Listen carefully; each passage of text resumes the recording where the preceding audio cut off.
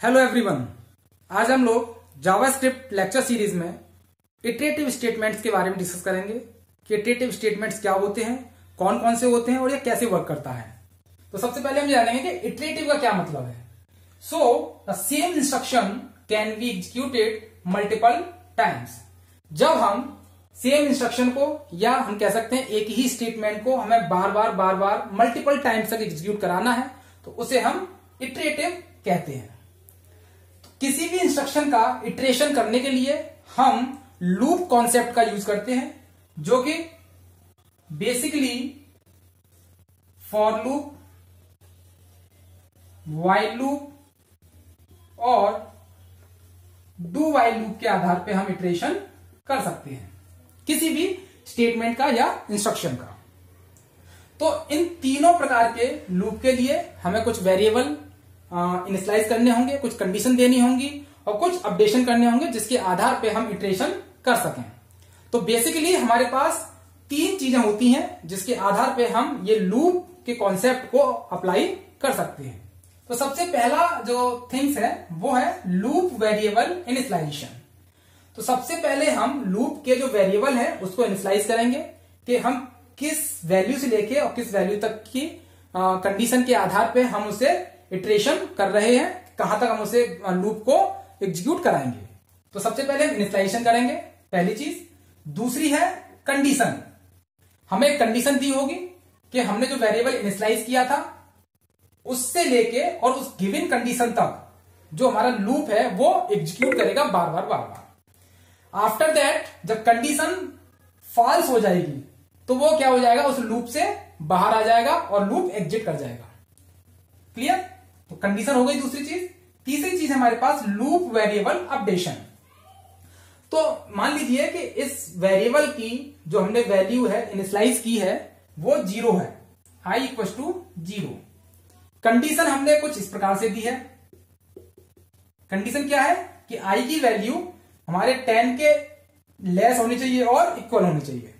अब loop variable updation, तो variable updation यानी कि वेरिएबल जो हमारा है क्या है, i। अब इसको वो अपडेट करेगा। तो अपडेट कैसे करेगा, फिलहाल i की वैल्यू क्या है 0, अब अपडेट करेगा तो i प्लस प्लस। तो इसके आधार पे वो क्या करेगा, वैल्यू वेरिएबल की जो वैल्यू है उसको अपडेट कर देगा। तो नेक्स्ट टाइम जो वैल्यू आएगी वो क्या हो जाएगी, अब 1। तो पहले 0 से कंडीशन चेक की, फिर 1 से कंडीशन चेक की, फिर अपडेशन करेगा, फिर 2 से वैल्यू इसकी कंडीशन चेक करेगा। इस प्रकार से करते करते जो गिवन कंडीशन है वहां तक उस लूप को वो एग्जीक्यूट करेगा। आफ्टर दैट जैसे ही कंडीशन क्या होती है, फॉल्स होती है, तो वो लूप से बाहर आ जाएगा। तो बेसिकली हमारे पास तीन तरीके के लूप होते हैं। पहला है फॉर लूप। तो सबसे पहले हम फॉर के सिंटैक्स को समझते हैं कि फॉर का क्या सिंटैक्स है। सिंटैक्स किसका, फॉर का। ओके, तो फॉर कीवर्ड लेंगे हम। देन अब यहां पे हम वो 3 थिंग्स जो मैंने अभी आपको एक्सप्लेन की थी उसको इसके अंदर हम पुट करेंगे। तो सबसे पहले क्या है, initialization. Initialization, then condition, then updation. उसके बाद यहां पे हमारे क्या हो जाएंगे, नंबर ऑफ स्टेटमेंट्स या statement, then for loop close कर देंगे। तो ये तो हमारा रहा क्या, सिंटैक्स। अब इस सिंटैक्स को समझ लेते हैं हम। सबसे पहले वही इनिशियलाइजेशन मैंने आपको यहां बताया था कि किस प्रकार से करना है, देन कंडीशन और देन अपडेशन। तो अब क्या करेंगे, इस सिंटैक्स के आधार पे हम एक जावास्क्रिप्ट का एक कोड लिखते हैं कि देखेंगे हम कि फॉर लूप को हमें कैसे अप्लाई करना है जावास्क्रिप्ट के अंदर। तो सबसे पहले हम स्क्रिप्ट लिखेंगे, स्क्रिप्ट। देन अब हम क्या करेंगे, वेरिएबल डिफाइन करेंगे। वेरिएबल को हमने क्या कर लिया, डिफाइन कर लिया। देन फॉर कीवर्ड, तो हमने जो पहला हमारी थिंग्स थी वो क्या थी, इनिशियलाइजेशन। तो हमने यहां पे डिफाइन कर लिया वेरिएबल, तो यहां पे हम क्या कर देंगे, अब इनिशियलाइज कर देंगे।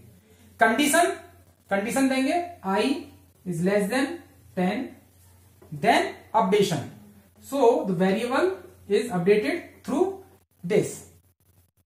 Okay, then document dot write, okay, then script close. इस तरीके से हम अपने फॉर लूप को जावास्क्रिप्ट के अंदर किस प्रकार से अप्लाई करना है आप ये देख ही चुके हैं। सिंपली आपको क्या करना है, एक वेरिएबल डिफाइन करेंगे, फिर फॉर लूप के अंदर इनिशियलाइजेशन, कंडीशन, देन अपडेशन। तो ये था आपका फॉर लूप। इसी प्रकार से हम सेकेंड जो लूप है हमारा वो क्या है, व्हाइल लूप। इसको भी देख लेते हैं। सिंपली देखिए, तो सबसे पहले क्या है, यहां पे हमारे पास वही तीन चीजें हैं जिसके आधार पे हमने फॉर लूप के सिंटैक्स को समझा था। इसी के आधार पे हम व्हाइल लूप के सिंटैक्स को समझेंगे, बट सिंटैक्स थोड़ा सा डिफरेंस है फॉर लूप से। फॉर लूप के अंदर हमने तीनों ये चीजें इनिशियलाइजेशन, कंडीशन और अपडेशन हमने दी थी, लेकिन व्हाइल लूप में हम ऐसा नहीं करेंगे। यहां पे हम तीनों चीजों को अलग अलग डिफाइन करेंगे। देखिए, तो सबसे पहले यहां पे इनिशियलाइजेशन,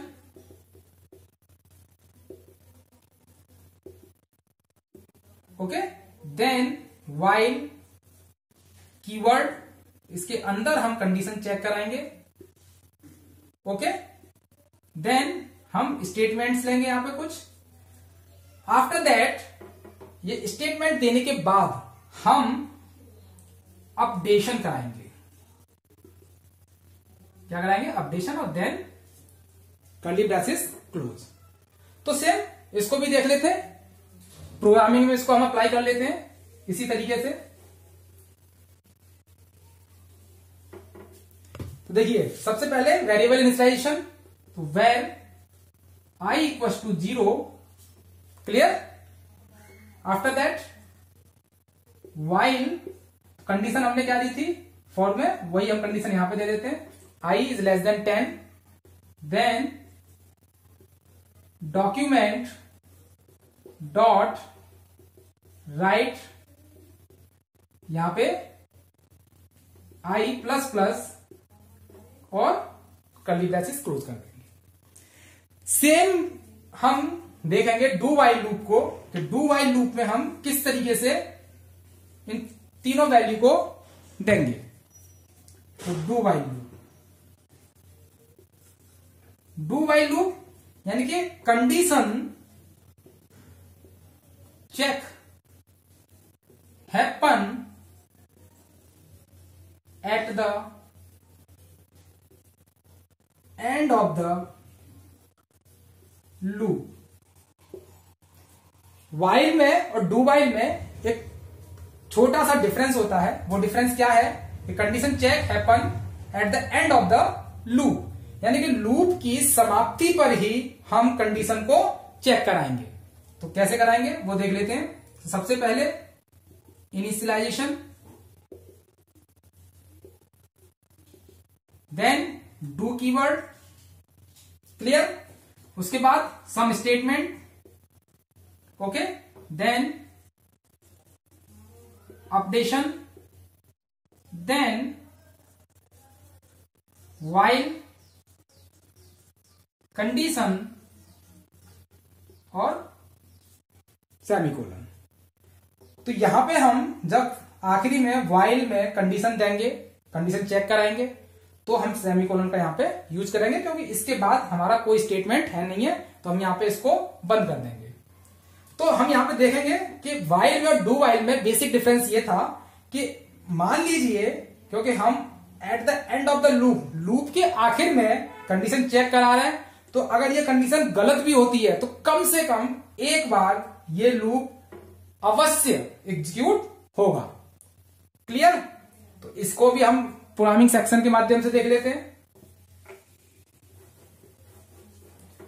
तो हमने यहां पे इनिशियलाइजेशन कर दिया है, then do document dot write updation, यानी कि i plus plus, then while, और कंडीशन हमारी क्या थी ये, और हमने यहाँ पे सेमीकोलन लगा के इसको बंद कर दिया। तो इस तरीके से आप फॉर, व्हाइल और डू व्हाइल इटरेटिव स्टेटमेंट्स का यूज करके किसी भी सेम इंस्ट्रक्शन को या एक ही तरीके के स्टेटमेंट को, इंस्ट्रक्शन को आप मल्टीपल टाइम तक एग्जीक्यूट करा सकते हैं। तो ये थे आपके for, while and do while. One more thing, हमारे पास 3 लूप के अलावा, फॉर, व्हाइल और डू व्हाइल लूप के अलावा हमारे पास एक लूप और होता है, फॉर इन लूप, जो कि हम जावास्क्रिप्ट में यूज करते हैं। तो हम इसको समझते हैं कि फॉर इन लूप क्या है। सो यहां पर हमारे पास 2 पॉइंट है कि लूप थ्रू ऑब्जेक्ट्स, जो भी हम लूप चलाएंगे फॉर इन लूप को, वो ऑब्जेक्ट के माध्यम से ही हमारा लूप एग्जीक्यूट होगा। Then second point is in each iteration one property from object is assigned to variable and the loop terminates when all property are exhausted। वो कह रहा है कि प्रत्येक इटरेशन के बाद वन प्रॉपर्टी फ्रॉम ऑब्जेक्ट, जो ऑब्जेक्ट की ढेर सारी प्रॉपर्टीज होंगी, वो असाइन होती चली जाएंगी किसको, वेरिएबल को। और लूप टर्मिनेट तब होगा जब उस ऑब्जेक्ट की सारी प्रॉपर्टी क्या हो जाएंगी, खत्म हो जाएंगी। सपोज हमारे पास एक ऑब्जेक्ट है जिसका नेम, साइज और टाइप है। ठीक है, हमारे पास एक ऑब्जेक्ट है जिसमें नेम, साइज और टाइप है। तो मींस अब हम क्या करते हैं, एक वेरिएबल लेते हैं, यानी कि हमने एक वेरिएबल आई डिफाइन किया। सो द पहली चीज इस ऑब्जेक्ट की कि हमारे पास 3 प्रॉपर्टी हैं, पहली नेम, साइज एंड टाइप। तो फर्स्ट जो प्रॉपर्टी होगी वो name, assign name property. Okay, second I equal to assigned, अब क्या हमारे पास साइज प्रॉपर्टी। तीसरा I equal to assigned type property. तो इस ऑब्जेक्ट की हमारे पास 3 प्रॉपर्टी थी, नेम, साइज और टाइप। तो जब हम इस लूप को एग्जीक्यूट कराएंगे तब हम इन तीनों टाइप की प्रॉपर्टी को वेरिएबल को असाइन करेंगे। तो जब इस ऑब्जेक्ट की ये सारी प्रॉपर्टियां, जो नेम, साइज और टाइप है, ये तीनों प्रॉपर्टी एग्जॉस्टेड हो जाएंगी, यानी खत्म हो जाएंगी, देन हमारा फॉर इन लूप क्या होगा, एग्जिट होगा। तो ये था आपका फॉर इन लूप। हम इस फॉर इन लूप का सिंटेक्स देख लेते हैं, किस प्रकार से फॉर इन लूप वर्क करता है। तो syntax for in loop. Okay, तो देखिए फॉर, यहां पे हम वेरिएबल नेम लेंगे, variable name in object, then यहां पे आपके क्या हो जाएंगे, स्टेटमेंट्स हो जाएंगे। तो इस प्रकार से आप ऑब्जेक्ट के माध्यम से फॉर इन लूप का यूज करके आप किसी भी ऑब्जेक्ट की सारी प्रॉपर्टी जब तक एग्जॉस्ट नहीं हो जाएंगे तब तक आप ये लूप एग्जीक्यूट करेगा। आप तो ये था आपका फॉर इन लूप का सिंटैक्स। अब हम इस सिंटैक्स के आधार पे एक प्रोग्राम देखेंगे कि किस प्रकार से ये जो है वर्क करता है। इसको मैं रफ कर देता हूं यहां पे। एग्जाम्पल इज, सबसे पहले वही स्क्रिप्ट, देन वेरिएबल हम डिफाइन करेंगे var i, then for i in object. तो ऑब्जेक्ट जावास्क्रिप्ट में एक ऑब्जेक्ट होता है नेविगेटर, तो मैं उसी को यूज कर लेता हूं यहां पे, navigator. Then document dot write i. Okay, तो अब देखिए यहां पे मैंने जावास्क्रिप्ट का जो ऑब्जेक्ट है नेविगेटर, मैंने उसको यूज किया। तो इस ऑब्जेक्ट की जितनी भी प्रॉपर्टी होंगी वो 1 बाई 1 क्या होती चली जाएंगी, डॉक्यूमेंट डॉट राइट, और हमने जो ब्रैकेट में आई लिखा हुआ है इसके माध्यम से वो सारी प्रॉपर्टी प्रिंट या उनका आउटपुट आता चले जाएगा। तो इसके लिए हम किसी वैल्यू को असाइन नहीं करते हैं, किसी वैल्यू को इनिशियलाइज नहीं करते हैं, कोई कंडीशन नहीं देते हैं, या कोई अपडेशन हम इसमें नहीं करते हैं। ये ऑटोमेटिकली ही जो नेविगेटर की जितनी भी प्रॉपर्टीज होंगी उस आई वेरिएबल में असाइन होती चली जाएंगी। तो ये था आपका फॉर इन लूप।